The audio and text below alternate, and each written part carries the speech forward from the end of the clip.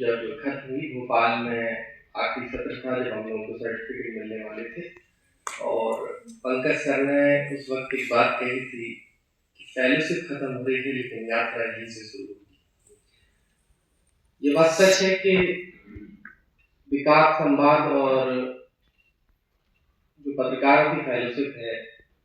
उसको करने के बाद में आपके अंदर बदलाव होते हैं। अभी जो नए फेलो होंगे वो थोड़े कंफ्यूजन में होंगे क्योंकि हम लोग भी इस वक्त तक कंफ्यूजन में थे कि काम कैसे करना है, क्या काम करना है, कैसे समझना है, संवैधानिक मूल्यों को हम अपनी खबरों में और अपने भीतर कैसे ला सकते हैं।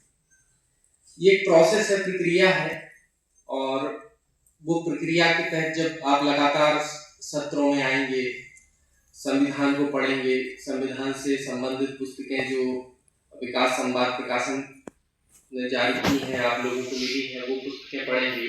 आपस में संवाद करेंगे, घटनाओं को देखेंगे, आपके नजरिए में भी धीरे धीरे वो बदलाव होगा और आपके अंदर कब संवैधानिक मूल्य से आप चीजों को देखने लगेंगे, उस लेंस से देखने लगेंगे, वो अपने आप हो जाएगा। तो ऐसे ही इसके पहले जो मेरा टॉपिक था जो जिसमें मैंने काम किया वो पीबीटीजीएस को लेकर के था, विशेष पिछड़ी जनजाति के मध्य प्रदेश में है। तो आदिवासी रिपोर्टिंग करके एक किताब मेरी पिछले साल आई थी और अब इस बार ये किताब जो आप लोगों के साथ बड़ी प्रसन्नता है कि आज हम प्रस्तुत कर रहे हैं, उसका टाइटल ही हमने रखा है अंजना। अंजना बरोदिया नोनागिर जो सागर जिले के खुरई विधानसभा क्षेत्र में एक गांव है, छोटा सा गांव है। उस गांव की एक लड़की है और 15 साल की उम्र में उस लड़की के साथ एक छेड़खानी की घटना होती है। वहां के जो ऊंची जाति के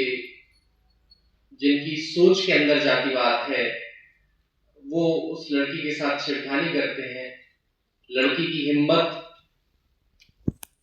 उन लोगों को इतनी लगी कि भाई कि लड़की ने हमारे खिलाफ पुलिस में शिकायत कर दी, हमारे खिलाफ एफआईआर करा दी। तो उसको राजीनामा को लेकर दबाव बनाते बनाते उसके भाई की हत्या हो गई, फिर चाचा की हत्या हो गई और फिर अंजना जो है संदिग्ध परिस्थितियों में खत्म हो गई, जो अपने भाई के न्याय के लिए लगातार लड़ रही थी। मोहन दीक्षित जी इस पूरे मामले में गवाह भी है और अंजना के एडवोकेट भी रहे। उन्होंने हर तरह से कानूनी मदद अंजना की कोर्ट में पैरवी की, लेकिन सिस्टम की ये हम किस तरह से देखें कि जो 13 आरोपी हैं उनको शंका का लाभ देते हुए कोर्ट बरी कर देता है। तो ये जो पूरी घटना है इसको हमने कैसे उसमें राजनीतिक संरक्षण मिला,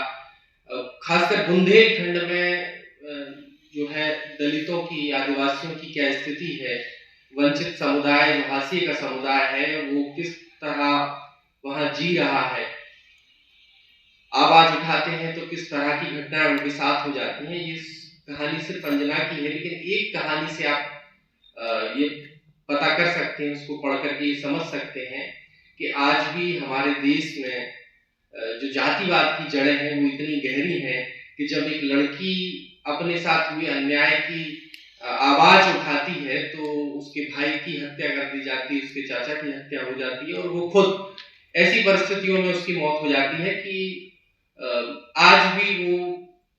हम सोचने को मजबूर है कि आखिरकार अंजना की मौत कैसे हुई। दलितों में जिस तरह का अत्याचार बुंदेलखंड और मध्य प्रदेश में हम लोगों के सामने आता है, हम खबरें पढ़ते हैं कि कभी किसी को कुएं पे पानी भरने से रोक दिया गया, मंदिरों में प्रवेश करने से रोक दिया गया। ये घटनाएं हम पेपर में अखबार में पढ़ लेते हैं, छोटी सी कॉलम में भी हो सकते हैं, कई बार जब बड़ी घटनाएं हो जाती हैं तो थोड़ी सी बड़ी। आखिरकार ऐसी घटनाएं पढ़ के अगर हमारे मन में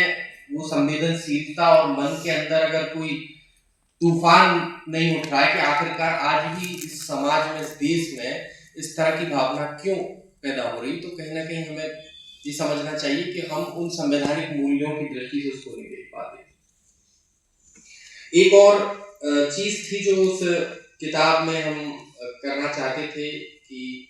सारी चीज़ों का समावेश हो, जिसमें राजनीतिक संरक्षण से लेके तमाम चीज़ें, जो सामाजिक परिस्थिति है, और जो अंजना ने जो संघर्ष किया, क्योंकि अंजना को कानून पर, संविधान पर बहुत भरोसा था। संविधान पर भरोसा होने के कारण, कानून पर भरोसा होने के कारण वो न्याय की लगातार मांग करती रही, और आज एक कहानी के रूप में जरूर भले ही वो आ गई है, मुझे लगता है कि एक छोटा सा प्रयास करने की कोशिश करी है कि जिस तरह का न्याय अंजना चाहती थी, और अंजना का जो संघर्ष है हम उस किताब में लिख पाए। कोशिश है वो कितनी सफल हुई है ये तो भविष्य में ही हम उसको देख पाएंगे। एक बात और मुझे कहनी थी, आप सारे लोग नए फेलोज हैं और युवा फेलोज भी हैं। एक मन में हमारे बात हमेशा चलती है जाति की श्रेष्ठता। वो जाति की श्रेष्ठता ही जातिवाद का कारण बनती है। जब हम ये सोच लेते हैं कि हम इस जाति में जन्मे हुए हैं और हम काफी श्रेष्ठ हैं,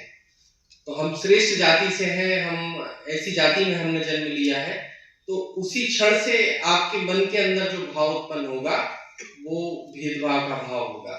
जिन लोगों ने अंजना के परिवार और अंजना के साथ जो उत्पीड़न किया, उनके मन में भी यही भाव था कि वो एक जाति में उनका जन्म हुआ है जो श्रेष्ठ जाति है।